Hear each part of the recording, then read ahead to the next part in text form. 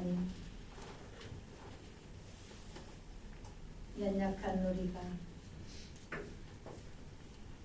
이 세상에 의지할 곳이 없고 위로받을 곳이 없어서 오늘 주님 전에 나왔습니다. 우리를 위로하시고 우리에게 힘주시고 우리의 모든 무거운 짐을 맡아주시기를 간절히 기도합니다. 말씀을 통해 주님을 만나되 주님이 누구신지를 더욱 잘 알 수 있는 시간 되어지게 인도해 주시옵소서. 예수님의 이름으로 기도합니다. 아멘. 오늘은 제가 여러분들을 유대인들의 결혼식에 초대합니다. 같이 모시고 갑니다. 한번 먼 길을 떠나보실까요? 머릿속을 비우시고 오늘 읽은 본문을 상상하시면서 함께 가보시겠습니다. 오늘 이 결혼식은 예수님이 하나님의 아들이심을 보여주시려고 하는 그런 이야기입니다. 오늘 얘기의 배경을 보면 1절과 2절에서 이렇게 말씀하고 있었습니다. 사흘째 되는 날 갈릴리 가나에 혼례가 있어 예수의 어머니도 거기 계시고 예수와 그의 제자들도 혼례에 청함을 받았더니 그런데 갑자기 사흘째 되는 날이 아니면 무슨 일이 사흘 전에 있었다는 말입니까? 여러분 지난 시간에 들으셨죠? 나다나엘이라는 예수님의 제자가 한 분 탄생하는 장면을 또 읽고 듣지 않았습니까? 빌립이 인도하다가 좀 알리니까 좀 설명하기가 힘들어서 와보라 하면서 예수님께로 나다나엘을 데리고 갔습니다.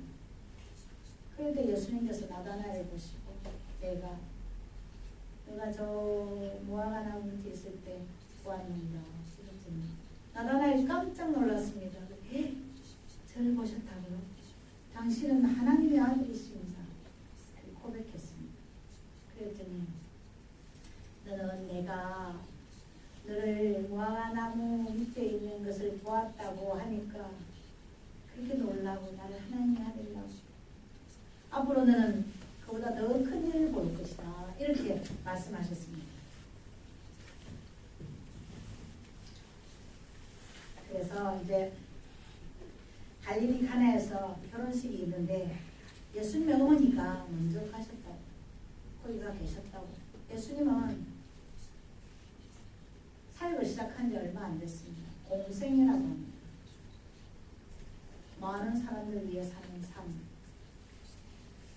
그 삶을 시작하고 얼마 안 됐습니다. 제자는 이제 5명 만들었어요. 지난번에. 그래서 예수님 제자 5명하고 예수님하고 6분 그 결혼식에 찾아갔습니다. 이 제자들은 아직도 예수님 누군지 확실히 알지 못합니다. 그냥 갔어요. 근데 그 집은 누구 집인가 했더니 예수님의 어머니 마리아의 자매가 된 살로메라는 그분의 집이었고 거기서 잔치가 있었습니다. 결혼식. 누구 결혼식이에요? 알고 싶지만 여기서는 성경이 확실히 말씀하고 있지 않습니다. 그런데 성경을 막 이렇게 읽어가다 이게 요한의 결혼식 아닌가? 이런 말들이 나오곤 합니다만은 그거는 여기서는 그냥 그렇게 내가 그런 일도 있겠네 생각하시고요. 넘어가는데 어쨌든 예수님의 이모의 집에서 결혼식이 있었다 하는 것은 정확한 일입니다. 그런데 여러분은 신경이 쓰이지 않습니까? 왜 마리아만 가고 요셉은 안 갔지? 결혼식인데 보통대로는 혼자씩 다녀도 둘이 같이 가는 거 아닌가? 네, 여러분 요셉은요 예수님 공생애를 시작하기 전에 알아두면 30일 전에 세상 떠났어요. 없는 거예요. 요셉이 그 자리에 없다는 사실. 그러니까 납득이 가네. 그렇게 생각했으면 좋겠습니다. 죽었습니다. 어쨌든 결혼식은 시작되었고 예수님의 어머니 마리아는 바쁘게 일하고 있었습니다. 있습니다. 그런데 문제가 생겼어요. 무슨 문제? 포도주가 떨어졌다는 얘기입니다. 포도주가 떨어졌어요. 우리나라 결혼식은 일주일 동안 계속해서 하는 것인데 벌써 포도주가 떨어지면 어떡해요? 아직 많은 일들이 남았는데 누가 제일 당황했겠습니까? 이 자매 집에서 결혼식의 그 준비를 해주고 있던 마리아, 예수님의 어머니 마리아가 제일 당황했을 것입니다. 살로메는 주인공이니까, 신랑의 어머니니까 왔다 갔다 잘 못하잖아요. 그래서 마리아가 큰일 났다고 얼마나 당황했겠습니까? 근데 뭘 당합니까? 주문하면 금방 오는 거 아니에요? 전화 한 통 하면. 아니지, 무슨 요새 전화하는 게 있어? 인터넷으로 주문하면 오잖아. 그런데 그 당시는 인터넷 없어요. 전화도 없어요. 그리고 얼른 갖다 줄 자동차도 없어요. 그리고 포도주들 많이 있었겠습니까? 아무튼 2000년 전의 일이야. 생각하면 나는 납득이 가는 일 아닙니까? 그래서 어쨌든 예상치 않았던 일이 생겨가지고 당황하고 있는데 포도주가 없어서 결혼식이 없어서는 안 돼. 포도주가 없어서 당황하고 있는데 정말 큰일 났어요. 큰일 났다고요. 어떻게 해요? 손님들은 저렇게 오늘따라 많이 오셨는데 예수님 제자가 몇 명인 줄 몰랐는데 예수님 혼자 오시는 줄 알았더니 6명이나 왔잖아요. 청년이 6명 왔으니까 포도주 다 마시는 줄 포도주가 얼마나 마셨겠습니까? 뭐 떡은 얼마나 먹었겠습니까? 등등 여행해서 큰일이 난 거예요. 그때 우리 같으면 어떻게 했을까요? 그런데 마리아가 어떻게 했는지 우리 살펴봅니다. 예수님의 어머니 마리아는 예수님께 그 얘기를 했어요. 예수님께 포도주가 떨어졌어요. 포도주가 떨어졌다. 포도주가 없다라고 했는데 완전히 없어지는 아니겠지. 이것만은 바닥이 났다 이렇게 했어요. 조금 남았다. 왜 마리아는 예수님에게 포도주가 없다고 했을까요? 주인에게 말하든지 좀 힘있는 이웃 사람에게 말하든지 왜 예수님에게 말했을까요? 아들이니까 그랬겠습니까? 아닙니다. 예수님의 대답을 들어보고 한번 상상해 보십시오. 4절에 보니까 이렇게 대답합니다. 여자여 나와 무슨 상관이 있나이까? 내 때가 이르지 아니하였나이까? 아니 어머니 보고 여자여 하는 아들 봤습니까? 정말 뭐 이상한 분위기 아니에요 지금. 여자여 이러는 우리는 그 당시에 그 지역에 어떤 은우의 낭아래라 할까 습관이라 할까 이런 걸 알아야 합니다. 여자여 하는 것은 그들에게는 여성분에게 쓰는 가장 존경하는 언어 극존칭이었습니다. 그래서 아우구스투스가 그 애굽의 여왕 누굽니까? 이쁜 여자 클레오파트라에게 이 말을 썼답니다. 여자요 이렇다는 것입니다. 존경하고 사랑하고 너무 귀하고 너무 나에게는 없어서는 안 돼. 소중한 사람 뭐 이런 뜻에서요 얘기를 하는가 봅니다. 근데 지금 이 분위기는 뭐냐면 남편을 통해서 하나님의 계시를 전해받은 마리아하고 그분이 메시아라고 전해들은 어머니의 아들 예수님하고 대화하고 있는 것입니다. 그러니까 메시아와 한 인간이 대화하고 있는 것입니다. 세상 사람이 볼 때는 어머니와 아들이 대화하겠지만 그렇지 않았다는 것입니다. 그래서 엄숙한 분위기가 돌고 있었습니다. 엄숙해요. 옆에서 보니까 너무 엄숙해서 말을 붙일 수가 없는 그런 상황이 있었습니다. 그래서 이제 예수님은 내 때가 아직 이르지 아니하였나이다. 그럼 또 때는 무슨 때야? 내 때라는 게 도대체 뭐야? 예수님은 이 땅에 오실 때 30살까지는 요셉의 집에서 살고 그 다음부터는 공생애를 통해서 복음을 전하시고 그 마지막 33세 되는 날에는 이제 십자가에 달려 죽으시고 말하자면 인류의 구원을 위해서 말입니다. 인류의 죄를 다 지고 말입니다. 그리고 3일 만에 부활하셔서 모든 자의 구원을 이루셔야 되는 그런 분으로 이 땅에 오신 것입니다. 위대하신 하나님의 아들 예수 그리스도, 그분이 그 메시아로서 역할을 하시기에는 아직 때가 이르지 않았다는 것입니다. 이 세상 사람들은 그가 메시아인 줄 알지도 못하지만 이 세상 사람들에게 회개하고 천국이 가까웠다고 전하는 그런 복음을 하나도 말씀드리지 않았던 때였던 것입니다. 그래서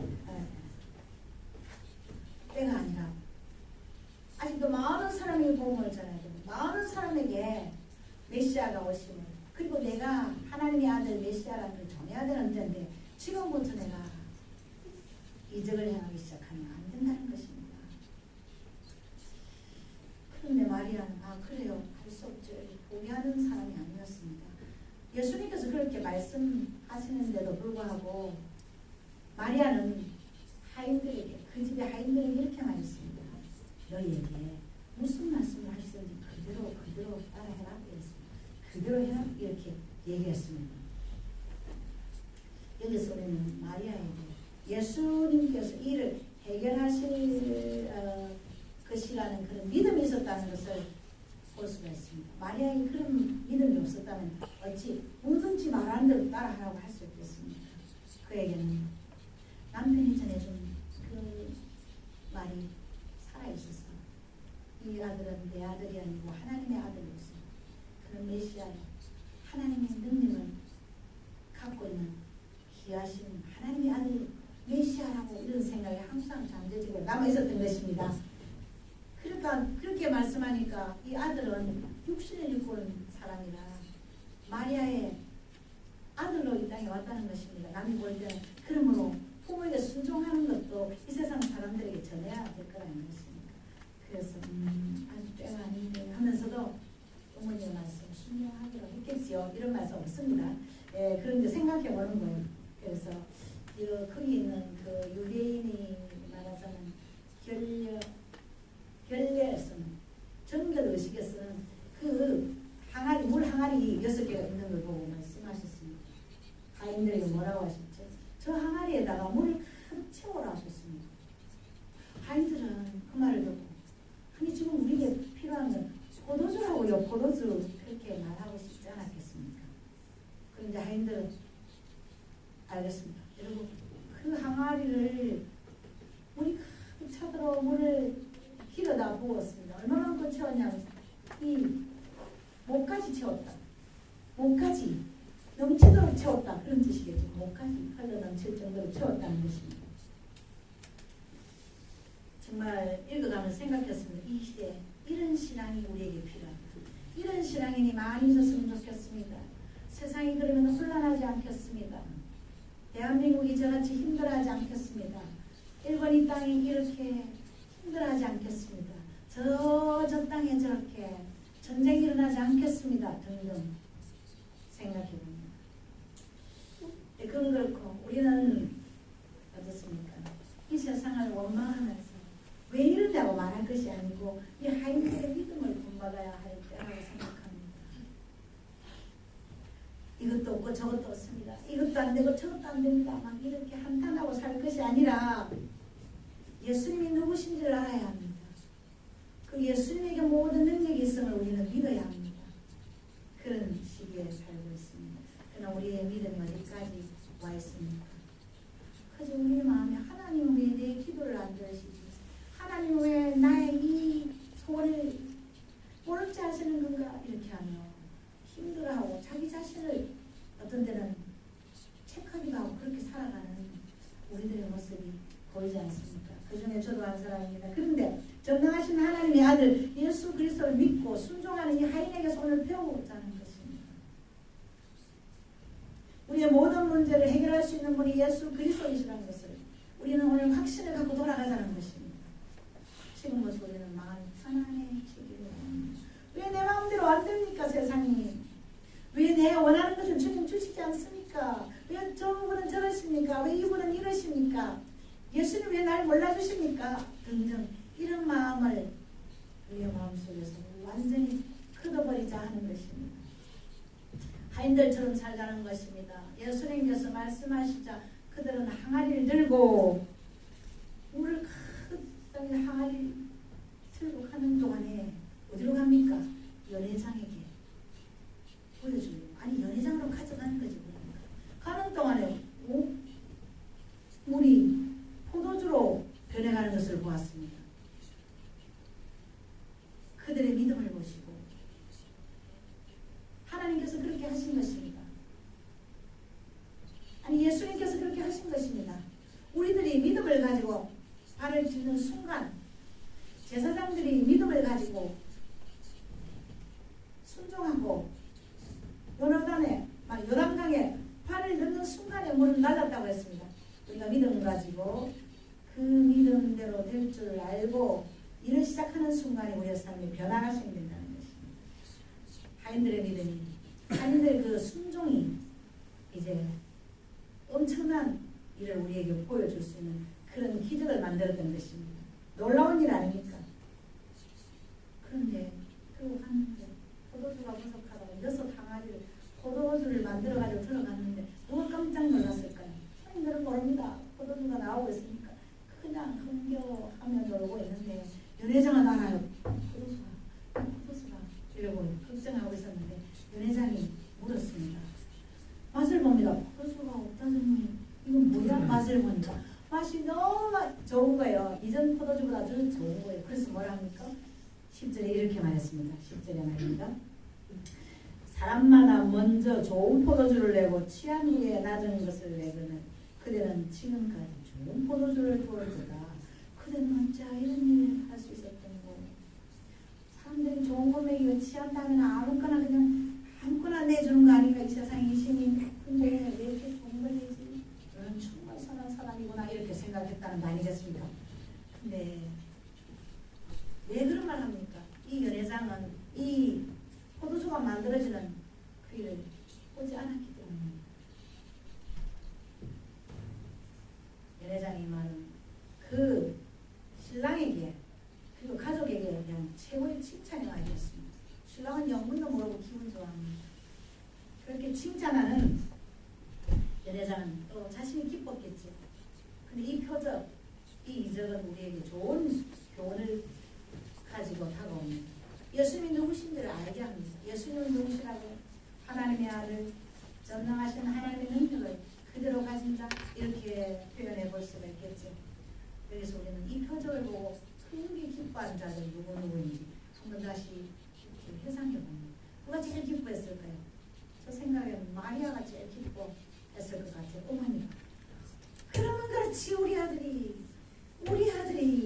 우리 남편이 전해준 대로 하나님의 아들 메시아 기뻐했고 자기가 또 그 행사의 추억인데 잘 들어가고 잘 만들어내야 되는 추억인데 포도주가 생겼으니 얼마나 기뻤겠습니까? 그리고 그 다음 기뻐한 자가 누구에서 하인이 기뻤지요. 우리 포도주가 되었다고 우리가 믿었더니 이렇게 되었다고 하는 그런 기쁨이 넘쳐났을 것입니다. 또 한 사람 크게 기뻐한 사람이 있었어요. 누구예요? 연회장이 세상에 이 집 신랑이 이렇게 훌륭한 사람이었구나. 이 집은 이렇게 훌륭한 인격체들이 모인 곳이었구나. 이렇게 생각했겠죠. 포도주. 다른 데는 그 좋지 않은 포도주를 나중에 내는데 이 집은 좋은 포도주를 나중에 내는 거. 너무 멋진 집이에요. 강력하고 맛있게 해서. 근데 우리는 여기서 뭘 배우고 가야겠습니까? 표적을 경험하기 원한다면 믿음이 있어야 합니다. 믿음이 있어야 합니다. 성경 이끌랑 그대로 믿어야 된단 말입니다. 예수님께서 말씀하시면 그대로 믿어야 된다는 것입니다. 믿음! 우리에게 믿음이 필요하다. 오늘 여기 앉아 계신 분들은 믿음이 있게 오늘 이 좋은 계절에 저 좋은 날씨에 많은 유혹이 있는 여기 오시지 않았습니까? 연휴라고 직분자도 소용없고 다 소용없어요. 연휴라고 어떤 목사님 저한테 전화와서 누가요? 목사님 저기 우리 권사님들은 지금 동남아 여행 갔어요. 아 그래요? 우리 권사님들은 다 교회 나오셨어요. 저는 자랑할 거예요. 우리 권사님들 그들에게는 믿음이 있었기에 그 기적을 볼 수가 있었어요. 일본말로 시루시라고 했는데 기색기도 시루시가 지가 기적과 말하자면 표적의 틀린 것은 기적은 내 눈으로 확인 안 해도 그런 일이 있었다 하는 희성으로 믿으면 돼. 근데 표적이라는 것은 남아있어 증거가 남아있는 거 시루시. 어제 잠을 못 잔 시루시. 이건 표적은 우리가 지금 졸고 있는 거야. 잠을 못 잤다는 거. 눈에 보이게 해주는 거야. 조금 다른데 표적은 그 이적이나 기적보다 더 강한 것이고 확실하게 보여주는 것을 표적이라고 합니다. 근데 예수님은 하인들에게 세상에서는 이해할 수 없는 그런 말씀을 하셨습니다. 상상할 수 없고 복종할 수 없는 그런 말씀을 하셨는데도 불구하고 그들은 순종했습니다. 내 말하는 뜻 알겠어? 모르고 무조건 예의하는 거 아닌가? 의심이 갈 정도로 그분들은 순종했습니다. 그랬더니 그런 기적을, 그런 표적을 볼 수가 있었습니다. 그러나 우리의 고통을 해결하는 모든 해결책은 성경에 있다는 거 아시죠? 압니다. 그런데 우리가 성경을 어떻게 그대로 행할 수가 있습니까? 그렇게 말하죠. 우리의 모든 문제 해결책, 우리의 모든 아픔의 해결책, 모든 안 되는 일의 해결책은 성경에 있다니까요. 그러면 우리는 성경을 읽고 깨달아보려고 그 말씀대로 해야 합니다. 하고 싶지만 너는 하고 싶지 않습니까? 누구는 이렇게 말하고 계시는데 하고 싶으면 하십시오. 길지 않은 인생 하고 싶은 대로 하고 가는 거예요. 근데 뭐가 하고 싶어야 되는가 하면은 예수님께서 명령하신 그 일이 하고 싶어야 합니다. 성경에 쓰여있는 그 일을 어차피 죽을 걸 한번 말씀 지키고 죽지 않은 그런 믿음이 우리에게 있어야 된다는 것입니다. 저는 많은 사람을 만날 때마다 그런 얘기합니다. 우리 얼마나 살 건데 말씀대로 살자 하자. 말씀대로 한번 살아보자. 나는 너무 그 말씀을 지키기가 힘이 들어요. 그렇죠. 힘들죠. 저도 힘듭니다. 정말 견딜 수 없어요. 그런데 우리는 그 말씀대로 한번 살아보자 하는 것입니다. 내가 이 자리에 있으면 그 말씀 때문에 붙잡고 있는 것이라고 생각하는 분 많이 계실 줄 믿습니다. 그 말씀 때문에 나는 이 자리를 떠나서고 그 말씀 때문에 나는 일을 해야 되고 그 말씀 때문에 나는 외쳐야 하고 그래서 나는 오늘 이 길을 계속하고 있는 것이라고 말씀하시는 분들 많이 계실 줄 믿어요. 근데요, 그렇게 실천해가면 우리의 삶에 놀라운 변화가 생깁니다. 찬란한 빛이 우리에게 비침을 경험할 수 있습니다. 기도하라. 아이고 어떻게 맨날 기도합니까? 안 되는 일은 기도만 하고 있습니까? 그런데 기도하면 내 마음속에 찬란한 빛, 말로 형용할 수 없는 기쁨, 그리고 돈으로 살 수 없는 이 평안 임한다니까요. 그 상황 속에서 여러분 웃을 수 있다니까요. 그 상황 속에서 나는 내 영혼은 평안하다고 주님을 향해 세상을 향해 선포할 수 있다니까요. 그래서 우리는 남들이 볼 때 참 행복해 보이는데 그렇게 말을 들을 수가 있습니다. 정말 저들보다 내 삶이 더 힘들지도 몰라요. 그러나 남들이 볼 때 나를 행복하다고 볼 수 있는 그 하나, 내가 주님 말씀대로 살려고 몸부림치기 때문입니다. 큰 고백이 있는 저와 여러분 되기를 바랍니다. 믿음 좋은 분들은 어떻게 해서 믿음 좋아졌나요? 눈에 보이지 않는 하나님 믿기가 너무너무 힘들었어요. 그래서 믿음 좋은 사람들, 나보다 앞서가는 사람들의 삶을 관찰하며 그 길을 따라갔습니다. 내 삶의 멘토가 있었다는 것입니다. 신앙의 멘토. 여러분의 신앙의 멘토는 누굽니까? 이 세상에 신앙의 멘토가 어디 있어요? 다 봐도 엉터리야. 다 가짜야. 이런 가운데서 어느 날 내 앞에 나타난 저분 진짜 믿음직이야. 진짜 믿음직이야. 저는요, 여러분에게 감히 말씀드리는데 저는 요즘 점점 깨달아가는 거예요. 그래 점점 머리를 숙이고 점점 아무 소리 못하고 너 왜 그랬어? 말할 수 없는 거. 어디서 언제 합니까? 여러분을 바라볼 때 진짜 믿음 좋습니다. 진짜 믿음 좋습니다. 여러분의 믿음을 보면서 제가 배우고 여러분의 삶을 보면서 너무 훌륭하십니다. 그런 환경 속에 그렇게 살아가시고 그런 일을 당하고도 그렇게 웃을 수 있고 그런 일을 당하고도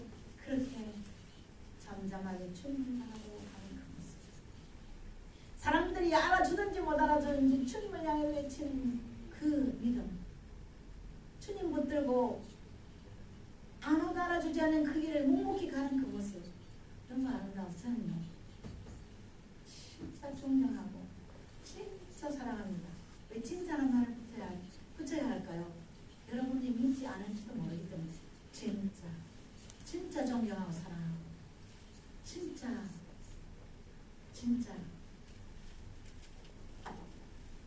여러분을 위해서 저분이 저렇게 하시니 복 주시기 바랍니다. 제가 안 본 데서 얼마나 주님을 사랑하겠습니까? 이런 생각해 봅니다. 여러분이 점점 성장해 가고 있다는 사실을 말씀드리고 싶습니다. 이전의 모습과 다르다는 것입니다. 이전 같으면 나 그렇게 하지 못해. 너무 아름답게 자라는 여러분 모습을 보면서 저는 행복해합니다. 저는 감사해합니다. 기다려주길 잘했다. 너를 보니 내가 힘이 나는구나. 그런 어머니의 마음이 더 강하게 저에게 있습니다.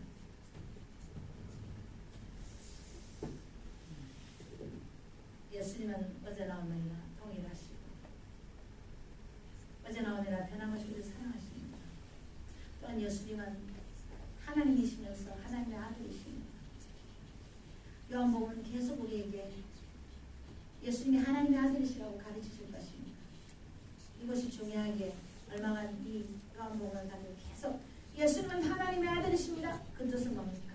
이 세상을 창조하신 분이 예수님이시라는 것입니다. 이 세상을 창조하신 하나님의 능력이 예수님에게 주어져 있다는 것입니다. 그분은 하나님이시고 그분은 또한 아들이시고 그분은 또한 성령님이시고 그분은 삼위일체 하나님이시라고 그렇게 계속 전할 것입니다. 세상이 변해도 예수는 변하지 않으시는 분. 여러분이나 저가 변해서 오늘은 싫어요. 말씀도 싫고 기도도 싫고 다 싫어요. 사람이 다 싫어요. 세상이 왜 이래요? 라고 세상 사람처럼 외치고 싶을 때가 있지. 그렇게 우리도 같이 외친다고 하나님은 여전히 나를 사랑하시고 여러분을 사랑하신다는 사실은 얼마나 귀한 일이고 우리를 행복하게 하는 말씀입니까? 과거의 어떤 실수도 기억하지 않으시는 예수님인 것을 믿으시고 그분이 하나님이신 것을 믿으시고 그분이 전능하신 분인 것을 믿으시길 바랍니다. 그래서 옛날의 실수로 인해서 내가 어떻게 살 필요도 없고 그건 의지의 일이야. 오늘 나는 예수님 때문에 행복한 사람이야.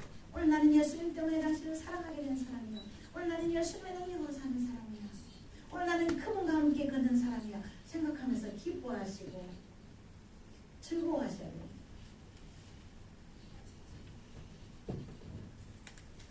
그리고 그분에게 나를 이렇게 만들어주신 그분에게 누구를 만나도 기뻐하며 안아줄 수 있는 그 모습으로 만들어주신 그분에게 감사하면서 새로운 삶을 믿음과 순종으로 시작해야 되는 저와 여러분인 줄 믿습니다. 그리고 꼭 그렇게 하시기 바랍니다. 새롭게 다시 한번 또 계획하는 것도 저는 한 수십 번, 1년에 수십 번 매일 일어나는 것도 병행시키고 또 얘기하는 스케줄 매일 바꾸면 좀 더 나은 삶을 살기 위해서 몸부림친다고 생각해서 살아온 것이 이것밖에 못됐지만 앞으로도 계속 고치면서 계속 도전하면서 계속 순종하면서 계속 믿음의 행진을 여러분들과 함께 하고자 합니다. 여러분이 너무 빨리 가실지도 모릅니다. 아니 빨리 가고 계십니다. 제가 뒤따라가면서라도 기전에라도 멀리서라도 선포하면서 들으면서 가세요 이렇게 말하고 싶은 제 심정 여러분이 전하고 싶습니다. 우리는 예수님을 혼자 앉혀서 기뻐하는 적은 있잖아요. 예수님을 믿고 예수님께 순종하고 또 먼저 가는 사람들의 뒤를 쫓아가면서 행복한 날